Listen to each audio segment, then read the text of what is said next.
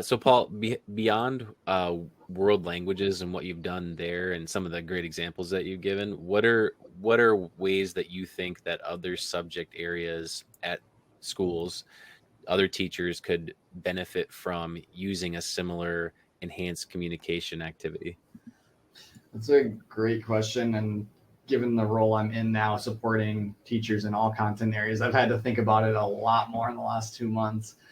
So, some thoughts that came into my mind were using this tool for that feedback that it provides in writing. So, think about a creative writing class, right? They always say, show, don't tell.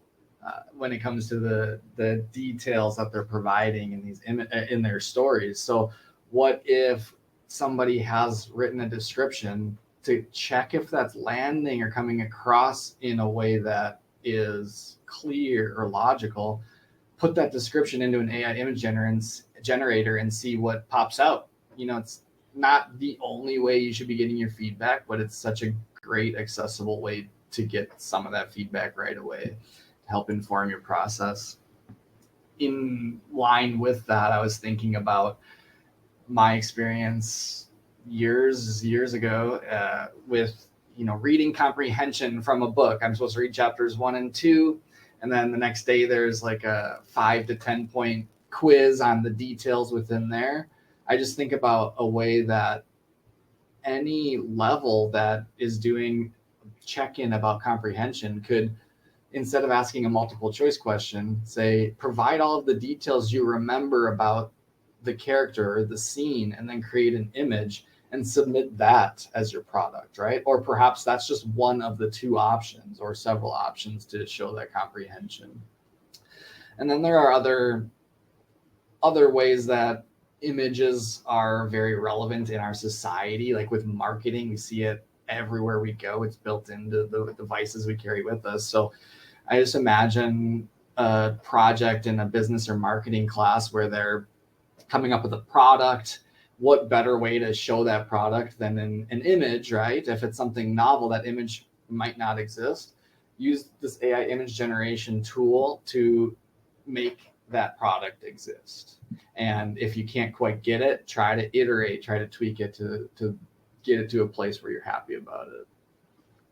Yeah, and I actually like that a lot because I think with the tools that they have now with I kind of like it a lot as a brainstorming tool, where kids or professionals like, Jeremy and I have done different things with um logos and stuff before, like when we were making our own for the podcast and stuff. It's not necessarily that you're going to use it, but at least you have this idea in your mind, and then you ask the AI to produce something similar to that, and then it kind of helps to give you some new ideas, maybe, or maybe approach it in a way that you didn't really think of. So Yeah, so I think that kind of leads into here now, within the context of your current role as more of that, you have digital learning specialist, but basically it's instructional technology Yep. specialist, tech integrationist. I mean, we all do kind of similar things. It's just the title you get branded with, right? How do you see kind of future lessons involving that you might assist even other teachers with, right? To further incorporate AI into their teaching practices?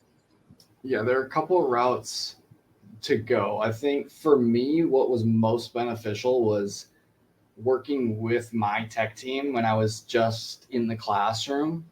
I asked a lot of questions of them. I clearly found a curiosity and a passion in technology, but working with them as opposed to having them do the work for me was so helpful in kind of building up my skills and then my, want to try these activities. So I think working with those people who have done something like this, whether it's a classroom teacher or an instructional coach or your technology integrationist, I think working with them is probably the place I would recommend starting for everybody. And then in terms of my new role, one of our big initiatives right now is to develop that a response. We like to call it the responsible AI use scale. So right now, like kids don't really know if or when using AI is cheating, because many of us have not explicitly drawn those lines for them to help them understand. In a perfect world, they're asking us, hey, can I use AI on this? But there's a stigma to that too, right? Like if they ask, they think they're going to get in trouble. So one thing that we're doing here at Orono is developing that scale. Like when should it be AI free, AI assisted, AI enhanced, or AI empowered? That's kind of the language that we're going for, to help draw those boundaries for teachers to feel safe talking about it, and then opening up those conversations within their content area, and then a way where students feel more, they understand better and they feel more empowered to use it when that's responsible and appropriate. So I think those are the two main ones. And then I wouldn't be where I'm at without other opportunities to learn. I went to ISTE the previous 2 years, and really with encouragement of my director of technology, have built out my personal learning network with a lot of Facebook groups. It's really the primary reason I'm on Facebook, is to kind of see what other teachers are doing in there with AI or technology in general. And then, find other opportunities to learn, like newsletters. Sorry about that. I just muted myself because we just had passing time in the hallway here too. So it's Perfect. good timing.